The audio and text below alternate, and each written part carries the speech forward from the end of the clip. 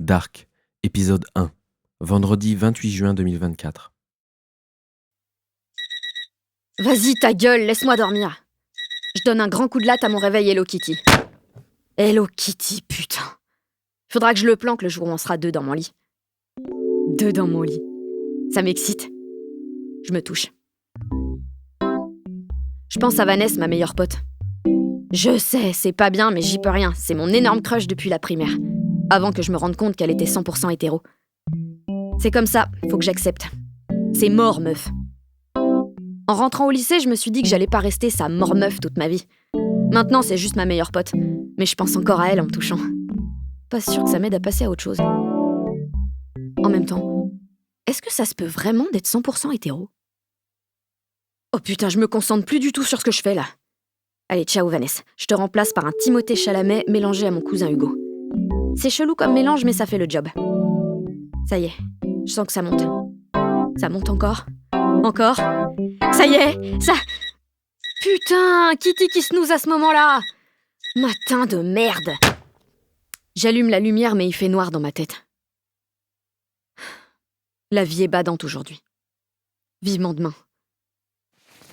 Je m'habille en piochant dans la pile de fringues au pied de mon lit.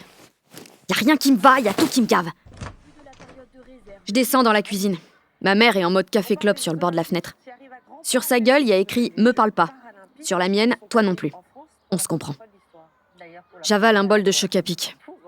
Des chocs à pic, putain. Il serait temps de grandir. Je me déteste. Aujourd'hui, tout est nul. Et merde. Je suis déjà à la bourre. Je balance mon bol dans le lave-vaisselle. En partant, ma mère me claque une grosse bise. Je me laisse faire, mais putain, la gênance. Il serait temps de grandir. J'enfourche mon bike. Allez, Jeanne, let's go. La vie, c'est de la merde, mais j'essaie de me motiver. Il faut que j'arrive au lycée avec une gueule potable. Je veux bader incognito. Devant le skatepark du village, ça sent la weed de ouf. Les stoners sont déjà en train de téter le cône. Les mecs, je sais même pas s'ils se souviennent à quoi ça ressemble la vie quand t'es pas foncedé. Rond-point de la poste où il y a jamais eu de poste. Ou alors j'étais pas née. Mais est-ce que les choses existaient vraiment avant que j'arrive dans le monde ? Je pense que je suis l'élu. J'ai quelque chose à faire, mais je sais pas encore c'est quoi. Mon destin m'attend. Quelque part. Oh putain, la meuf, elle se prend pas pour de la merde. J'ai les chevilles presque aussi big que mes cuisses d'acier. 365 jours de bike par an, mon gars. L'abribus des pépettes. Les meufs, elles sont maquillées, mais laisse tomber. Il y a au moins 3 heures de taf. Eh, comptez pas sur moi pour faire pareil. C'est mort, je préfère dormir. Eh, sérieux, pourquoi vous prenez le bus, bande de bouffonnes ? Le lycée est à 2 bornes, ça va plus vite en bike ? En bike. J'aime bien dire bike. Je passe devant la ferme à François. L'odeur du fumier, wesh. La France rurale, wesh. La France qui dit wesh sans trop savoir ce que ça veut dire, wesh. Et allez, la départementale qui me gave avec les 38 tonnes qui te collent au cul. Les mecs qui te serrent quand ils te doublent. Putain, c'est le moment de ma journée où j'ai pas de principe. J'insulte la mère à tout le monde. Rond-point du Super U, wesh. Big up à ma mère et à ses collègues. Lycée Jean Moulin. Dérapage contrôlé. Oh, y a encore du monde devant ? Je suis même pas à la bourre. Je me colle un air mystérieux sur la gueule pour cacher mon bad. Tout est sous contrôle. Allez, là ! Putain d'antivol de merde ! Faut que je pense à le graisser. En attendant, j'insulte sa mère. Moi, à ta place, je mettrais du dégrippant. Je dis ça, je dis rien. Oh, un connard qui m'explique la life. Je vais lui mentir pour qu'il me foute la paix. Non ? Non, j'en ai mis ce matin. Ah ouais ? Ah bah on dirait pas. J'ai envie de lui envoyer une bonne punchline qui lui fermerait sa gueule pour le restant de ses jours, mais j'ai pas d'idée géniale, alors je dis rien. C'est comme ça que les autres me voient, en fait. Une grande timide qui sait pas où se foutre.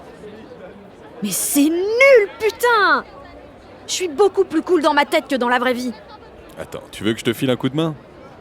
Moi, c'est Pascal. Je lui fais un sourire qui veut dire « dégage » et je retourne à mon antivol. Tu veux pas ? C'est comme tu veux. Pascal a le petit air confiant des mecs qui sont fiers d'avoir des couilles. Pour lui faire fermer sa grande gueule, je force comme une bourrine sur l'antivol. Clac ! Verrouillé. Dans ta gueule, passe-couille ! Allez, ciao.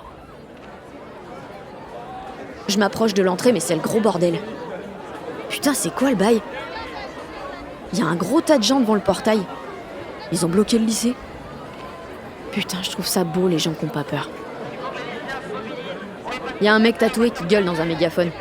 Ça grésille de ouf, mais je comprends qu'il parle de la manif de demain. Blablabla, mobilisez-vous, premier tour dimanche, le risque de l'extrême droite, machin. Ok, c'est bon, j'ai compris. Je regarde ailleurs. Je m'intéresse pas trop à la politique.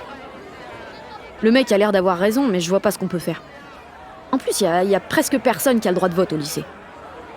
Et en vrai, j'ai pas trop compris à quoi ça servait les législatives. De toute façon, les flics arrivent et ils dégagent tout le monde. C'était court comme révolution. Je cherche Vanessa, mais je la trouve pas. On me tape sur l'épaule.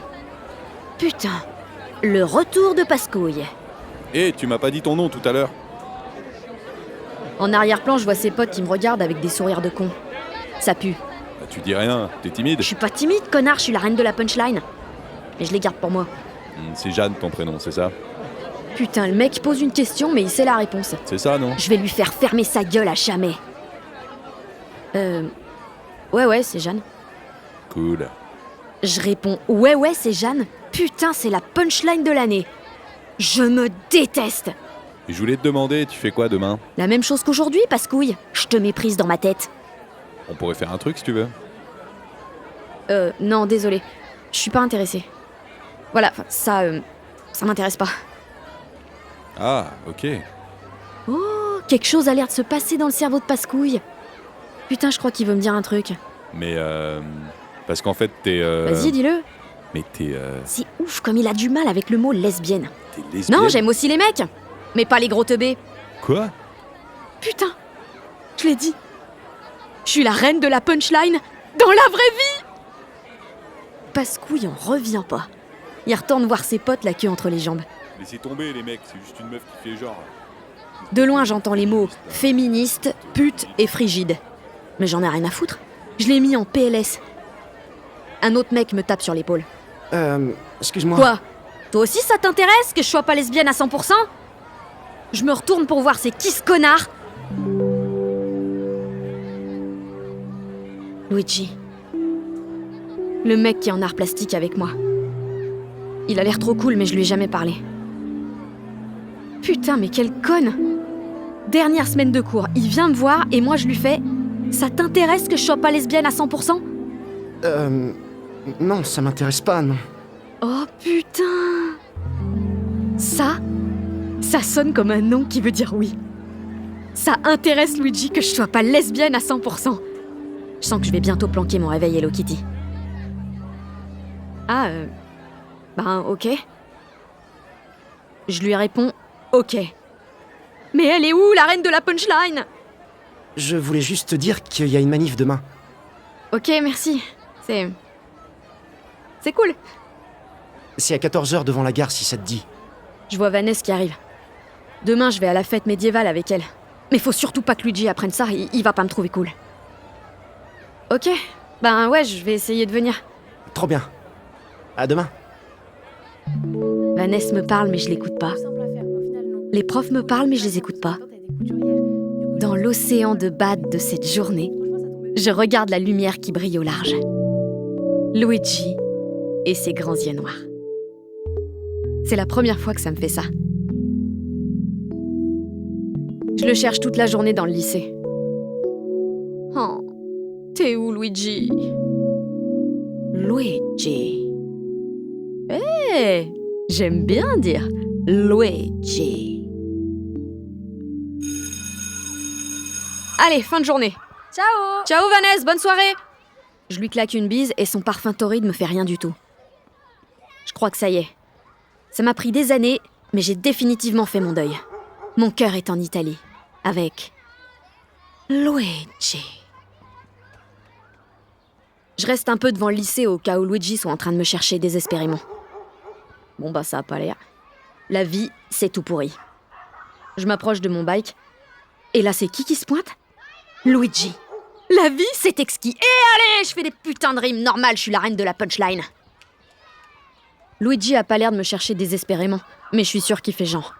Moi aussi, je fais genre, je suis occupée. Je veux pas qu'il sache que je suis tombée amoureuse de lui en 2 secondes, parce qu'il va pas me trouver cool. Et je veux qu'il me trouve cool, parce que je suis cool. Oh putain. Luigi a un bike. J'ai un plan. Je le laisse partir, et puis après je le double l'air de rien avec mes cuisses d'acier. C'est du génie. Ça va passer crème. Let's go! Allez, là! Putain d'antivol de tes grands morts! Sa mère! J'ai pété ma clé. Mon amour est parti et je suis toute seule sur le parking. La vie, c'est tout pourri. Je vais voir au gymnase si le concierge est encore là. Fofure! Son boulot, c'est de nous faire enlever nos chaussures à l'entrée. Il fait ça super bien. Fofure! Mademoiselle! Fofure! Non, mais je veux pas rentrer à l'intérieur, hein. J'ai juste mon cadenas qui est pété. Oh, attends. Fofure a l'habitude de la situation. Il a une grosse pince coupe-boulon au-dessus de son bureau. Le mec est très fier de sa grosse pimpasse. Et bam, plus d'antivol. Oh, coupe-boulon, ça va bien, ça! Allez, bonne soirée! Ouais, ciao, Fofure. Allez, retour au bercail. Ma chérie, tu peux te faire réchauffer une assiette. Regarde dans le frigo, j'en ai fait pour un régiment. Merci, mam. J'ouvre le tupperware. Ma mère a fait sa spécialité. Couscous en boîte pimpé avec des knackis poulet. J'aime bien, mais il faut avoir faim. Je préfère me faire des pâtes. Des pastas.